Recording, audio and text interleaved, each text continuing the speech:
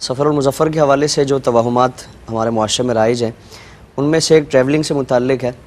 اور اس سلسلے میں دو طرح کے رجحانات پائے جاتے ہیں۔ ایک یہ ہے کہ آپ صلی اللہ تعالیٰ علیہ وآلہ وسلم پر مرض کی شدت کی کیفیت تھی، تو اس لیے اس مہینے کو ایک طرح کا منحوس سمجھا جاتا ہے کہ یہ آفتوں والا مہینہ ہے، بیماری والا مہینہ ہے۔ اور دوسرا یہ ایک طرح کا یہ رجحان بھی پایا جاتا ہے کہ آپ صلی اللہ تعالیٰ علیہ وسلم اس ماہ مقدس کے آخر میں حضور صحت یاب ہو گئے تھے، تو اس خوشی میں ایک تصور یہ پایا جاتا ہے کہ وہ خوشی ہے، تو اس خوشی میں سفر کا اہتمام کیا جائے، ٹریولنگ کی جائے اور خوب خوشیاں منائی جائے اور تفریح کا ایک سماں پیدا کیا جائے۔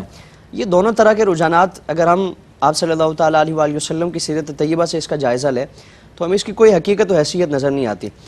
آپ صلی اللہ تعالیٰ علیہ وسلم پر جو مرض کی کیفیت تھی اس میں شدت رہی ہے۔ آخری عشرے میں آپ صلی اللہ تعالیٰ علیہ وسلم انتہائی مرض کی کیفیت میں تھے، تو وہاں تو خوشی کا کوئی سما نہیں تھا یا خوشی کا کوئی اس طرح کا معاملہ نہیں تھا، اور بلکہ اگر اس طور پر اس مہینے کو آفتوں کا سمجھا جائے، بلاؤں کا سمجھا جائے کہ چونکہ آپ صلی اللہ تعالیٰ علیہ وسلم پر مرض کی شدت تھی تو اس وجہ سے یہ آفتیں ہیں، تو پھر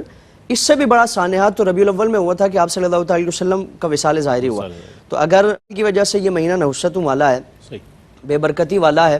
تو پھر جس مہینے میں آپ صلی اللہ تعالیٰ علیہ وسلم وصال فرما رہے ہیں تو وہ تو پھر مزید اس میں یہ سلسلہ ہونا چاہیے، لیکن اس مہینے سے متعلق کسی کا یہ تصور نہیں ہوتا، بلکہ اس کو مقدس سمجھا جاتا ہے کہ ماہ ولادت مصطفیٰ صلی اللہ تعالیٰ علیہ وآلہ وسلم ہے۔ بہت اچھی بات۔ دوسرا تصور یہ پایا جاتا ہے کہ جی اس میں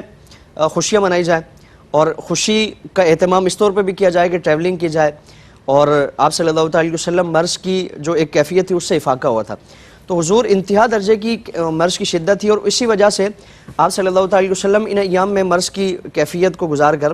اور ربیع الاول کے جو اوائل کا ایک سلسلہ تھا اس میں حضور کا وصال ہوا۔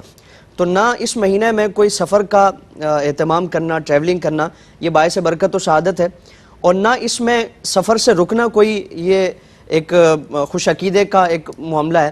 بلکہ اچھی نیت سے اگر کسی بھی طور پر سفر کیا جائے گا تو وہ سفر باعث ظفر ہوگا، وہ کامیابی کا باعث ہوگا۔ جس طرح آپ صلی اللہ تعالیٰ علیہ وسلم نے بھی خیبر کا جو معاملہ تھا وہ سفر کے مہینے میں یہ مارکہ ہوا، اور اس میں بھی اگر ہم دیکھیں اگر سفر نوست کا باعث ہو اور نقصان اور ہلاکت کا باعث ہو تو آپ صلی اللہ تعالیٰ علیہ وسلم کے ساتھ 2000 سے بھی کم لشکر ہے، اور دوسری طرف 20,000 کا مقابلہ یہودیوں سے، لیکن خیبر میں مسلمانوں نے ہمت، بہادری اور اللہ پہ توکل، بھروسہ اور اعتماد کیا، تو اللہ رب العالمین نے اس مٹھی پر جماعت کو 20,000 کے قریب لشکر پر فتح عطا فرما دی۔ تو دیکھیں سفر کے مہینے میں یہ سفر ہوا، یہ ٹریولنگ ہوئی، اور اللہ کی راہ میں جہاد کے طور پر یہ معاملہ کیا گیا تو اللہ تعالیٰ نے کامیابی عطا فرمائی۔ تو اگر نیک نیتی سے کوئی بھی سفر کیا جائے گا تو اللہ تعالیٰ اس کو برکت عطا فرمائے گا، لیکن جس طرح مشرکین کا یہ سلسلہ تھا کہ وہ قتل و غارت کے لیے سفر کیا کرتے تھے، اور اسی لیے ان کے مکانات خالی ہو جاتے تھے، ان کی بیویاں بیوہ ہو جاتی تھی، بچے یتیم ہو جاتے تھے، تو اگر خدا نہ خواستہ کوئی برائی کے ارادے سے سفر کرے گا تو یقیناً اس کے نقصانات ہوں گے، تو اس لیے سفر جیسا ہے اسی کے مطابق اللہ رب العالمین معاملہ فرمائے گا۔ سبحان اللہ۔